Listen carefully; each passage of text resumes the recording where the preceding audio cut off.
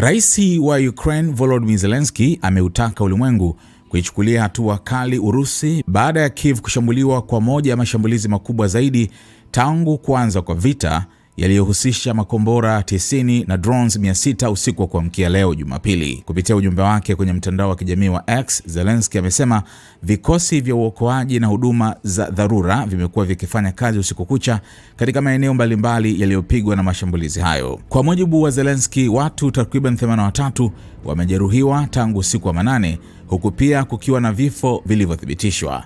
Natoa pole kwa familia na wapendwa wa waliopoteza maisha, alisema. Zelensky alisema Urusi ilitumia makombora ya aina mbalimbali yakiwemo makombora 36 ya ballistic pamoja na drone 600 katika mashambulizi hayo.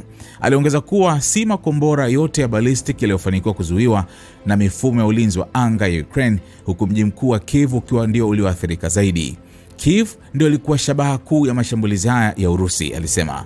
Katika ujumbe wake wenye hasira kali dhidi ya rais wa Urusi Vladimir Putin, Zelensky amesema hata uwezo wa Putin wa kuzungumza umeanza kudhoofika, lakini bado anaendelea kushambulia maeneo ya kiraia kwa makombora. Putin hawezi hata kutamka vizuri neno hura tena.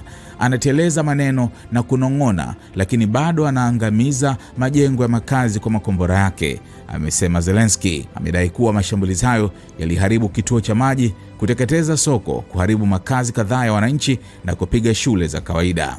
Pia alisema Urusi ilitumia kombora lake jipya la hypersonic aina ya Oreshenki kulenga mji wa Bila Sakva. Kweli hawa watu wamechanganyikiwa, amesema. Zelensky amesema ni muhimu dunia isikae kimya kuhusu mashambulizi hayo na kwamba kila taifa linaloendelea kuisaidia Ukraine sasa linatetea maisha. Alisisitiza kuwa Ukraine bado inahitaji sana mifumo ya kisasa ya ulinzi wa anga, hasa teknolojia za kuzuia makombora ya ballistic. Tunaendelea kufanya kila kitu kuleta amani na kulinda watu wetu, alisema. Aidha, amezitaka Marekani, mataifa ya Ulaya na washirika wengine kuchukua maamuzi yatakayoilazimisha Moscow kuelekea kwenye amani. Maamuzi yanahitajika kutoka Marekani, Ulaya na wengine, ili hiyo Oreshenki ya zamani huko Moscow hatimaye itamke neno amani, alisema.